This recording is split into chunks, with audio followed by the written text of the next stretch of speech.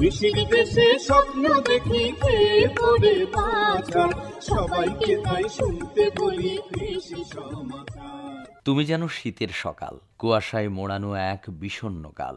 শীত মানে কাঁথা কম্বলের ওম, খেজুরের রস, পাটালি গুড়, পিঠা পায়েস, কোঁচায় ভরে মুড়ি খাওয়া, খড়পাতায় আগুন জেলে নিজেকে উষ্ণ রাখা, কিংবা শীত তাড়ানোর প্রচেষ্টা। একই সঙ্গে শীতকাল মানেই ফসলের সমারোহ।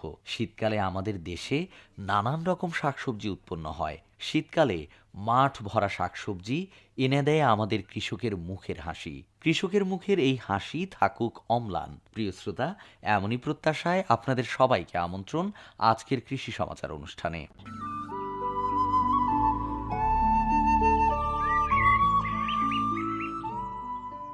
কচুরিপানা ভাসমান একটি জলজ উদ্ভিদ। এর আদিনিবাস দক্ষিণ আমেরিকায় হলেও বাংলাদেশ সহ বিশ্বের অনেক দেশের জলাশয়ে কচুরিপানার দেখা মেলে। কচুরিপানার ভালো মন্দ দুটি দিকই রয়েছে। কচুরিপানা প্রধানত ফসল উৎপাদনে সার হিসেবে এবং কোনো কোনো অঞ্চলে গবাদি পশুর খাদ্য হিসেবে ব্যবহৃত হয়। প্রিয় শ্রোতা, আয়োজনের শুরুতেই আমার বাংলা পর্বে শুনবেন ফসল উৎপাদনে জলবায়ুর ক্ষতিকর প্রভাব মোকাবেলায় কচুরিপানার ব্যবহার সম্পর্কে।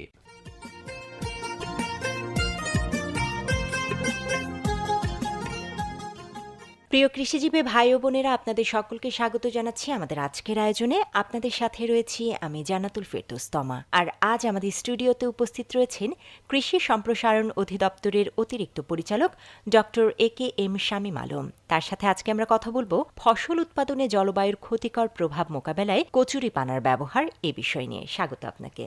জি, ধন্যবাদ। বিষয়টা একদমই অন্যরকম, তাই না? কচুরিপানার ব্যবহার আমরা অনেক সময় দেখি অন্যভাবে। আমার মনে হয় যে শোভা বর্ধনের জন্য, কিংবা অনেক সময় মনে হয় যে উচ্ছিষ্ট মনে হয়। তো আজকে আপনার কাছ থেকেই সেটা আসলে পরিষ্কার হবে, তাই না? তো প্রথম যে প্রশ্নটি রাখবো সেটি হচ্ছে যে জলবায়ু পরিবর্তনের ফলে ফসল উৎপাদনে বাংলাদেশে কি ধরনের ক্ষতির মুখে পড়তে হচ্ছে? জলবায়ু পরিবর্তন কিন্তু এখন বাংলাদেশে একটা নির্মম বাস্তবতা। জলবায়ু পরিবর্তনের প্রভাবে দ্রুত বাড়ছে আমাদের দেশে যে ভয়াবহ ঘূর্ণিঝড়ের সংখ্যা এবং ভারী এবং অনিয়মিত বৃষ্টিপাতের পরিমাণ। এর প্রভাবে হিমালয়ের বরফ গলে যাচ্ছে, বাড়ছে সমুদ্র পৃষ্ঠের উচ্চতা, উপকূলীয় অঞ্চলে লবণাক্ততার পরিমাণও বেড়ে যাচ্ছে, দেখা যাচ্ছে আবার তীব্র খরা। এইসব কারণে সবচেয়ে মারাত্মক আঘাত আসছে আসলে বাংলাদেশের কৃষি খাতের উপরে। Inter government panel of climate change বা সংক্ষেপে যাকে আমরা IPCC বলছি, এর হিসেবে দেখা গেছে যে জলবায়ু পরিবর্তনের প্রভাবে আগামী 2050 সাল নাগাদ বাংলাদেশে ধান উৎপাদন শতকরা 32 ভাগ এবং গম উৎপাদন 8 ভাগ কমে যাওয়ার আশঙ্কা তারা করছে। ফসল উৎপাদনে প্রভাবের একটি প্রধান কারণের মধ্যে অন্যতম হলো যে কৃষি জমির যে উৎপাদিকা শক্তি সেটা হ্রাস পাচ্ছে। এই উৎপাদিকা শক্তি হ্রাসের অন্যতম কারণ হলো জমির জৈব পদার্থের পরিমাণ কমে যাওয়া এবং জমিতে লবণাক্ততার প্রভাব বৃদ্ধি পাওয়া। লবণাক্ততার প্রভাবের কথা শুনছিলাম। তো জলবায়ু পরিবর্তনের ফলে লবণাক্ততা ঠিক কি পরিমাণ ক্ষতি করছে বলে আপনার মনে হয়? জলবায়ু পরিবর্তনের বিরূপ প্রভাব সময় মতো যে আমাদের কাঙ্ক্ষিত পরিমাণ বৃষ্টি হয় অনেক সময়, বা আমাদের আকাঙ্ক্ষা থাকে, ঠিক সেই পরিমাণ বৃষ্টি সময় মতো হয় না। বাংলাদেশে প্রচুর পরিমাণে ধান উৎপাদনের প্রয়োজনে সেচের পানির জন্য ভূগর্ভস্থ পানি উত্তোলন করতে হয় অনেক বেশি। একই সময়ে বৈশ্বিক গড় উচ্চতার সঙ্গে সঙ্গে বঙ্গোপসাগর পৃষ্ঠের উচ্চতাও বেড়ে যাচ্ছে অনেক বেশি। এর প্রভাবে দেশে বাড়ছে লবণাক্ত জমির পরিমাণ, ফলে কমে যাচ্ছে কৃষি জমির পরিমাণ। এক গবেষণার ফলাফলে দেখা গেছে যে 1973 সালে যেখানে লবণাক্ত জমির পরিমাণ ছিল 7,50,350 হেক্টর, বর্তমানে তা বেড়ে দাঁড়িয়েছে প্রায় 11 লাখ হেক্টরের মতো, অর্থাৎ 10,60,000 হেক্টরে। 11 লাখের কাছাকাছি। তো এই যে জলবায়ু পরিবর্তনে কৃষির ক্ষতিকর প্রভাব মোকাবেলায় আমরা কচুরিপানার ব্যবহার যেটি জানতে চাইছিলাম, যেটি নিয়ে আজকে আলোচনা হবে, এটা এবার একটু বলবেন। জলবায়ু পরিবর্তনে কৃষির ক্ষতিকর প্রভাব মোকাবেলায় বিশেষ অবদান রাখতে পারে কচুরিপানা। কচুরিপানাটা আমাদের দেশে আসলে একটু অবহেলিত রয়ে গেছে, এর ব্যবহার আমরা ঠিকমতো করি না। কচুরিপানা এমন একটি প্রাকৃতিক সম্পদ যা ব্যবহারের যথেষ্ট সুযোগ আমাদের দেশে আছে, কারণ এদেশে আছে অসংখ্য এবং প্রচুর পরিমাণে খাল, বিল, নদ নদী, আবদ্ধ জলাশয়, যেখানে সহজেই এই কচুরিপানা জন্মাতে পারে। এটি এমন একটি প্রাকৃতিক সম্পদ যা সুকৌশলে ব্যবহারের মাধ্যমে ফসল উৎপাদন বৃদ্ধির সঙ্গে সঙ্গে দেশ হতে পারে কৃষিতে সমৃদ্ধ। অতিরিক্ত বৃষ্টিপাতে মাটির ক্ষয়রোধ বা জলবায়ু পরিবর্তনের অন্যতম উপসর্গ তাপমাত্রা বৃদ্ধি কমাতে কিন্তু কচুরিপানাকে কাজে লাগানো যায়। এছাড়া কুইক কম্পোস্ট, ভার্মি কম্পোস্ট এবং কেঁচো সার তৈরি বা অবিরাম বর্ষণে গোখাদ্যের যোগানদাতাও হয়ে উঠতে পারে এই কচুরিপানা। কেঁচো বৃদ্ধিতে সহায়ক হয়। 100 মেট্রিক টন কচুরিপানা থেকে প্রায় 60 টন জৈব সার উৎপাদন হতে পারে।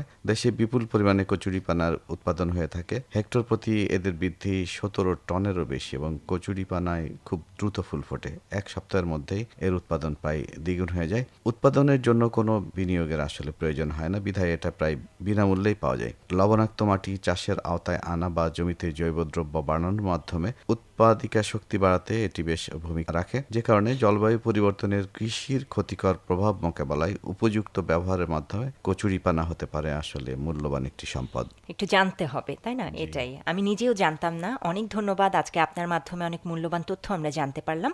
আশা করছি এই তথ্য থেকে আমাদের কৃষক ভাই ও বোনেরা অনেক উপকৃত হবেন।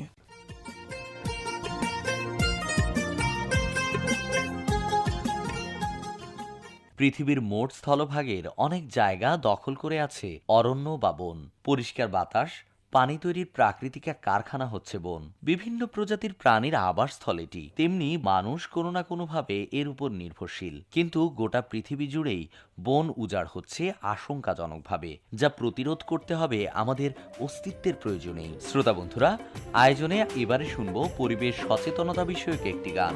শিল্পী রোমানা ইসলাম, গীতিকার রুবেল বিন ইনায়েত, সুর করেছেন SM খায়রুল ইসলাম। করোনা উজাড় বনের বৃক্ষরা সবাই,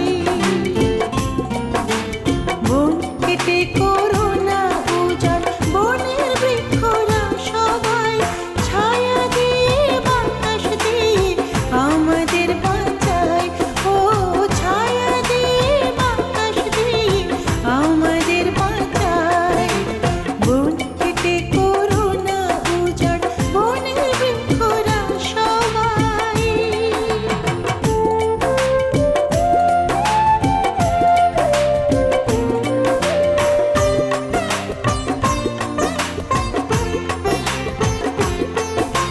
বন হলো পরিবেশ বন্ধু, অক্সিজেন দিয়ে আমাদের বাঁচায় প্রাণ, সেই বনের গাছ কেটে করোনা ভাই অসম্মান।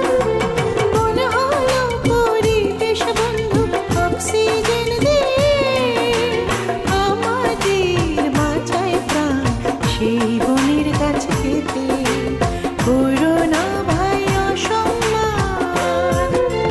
বন কেটে করোনা উজাড় বনের বৃক্ষরা সবাই।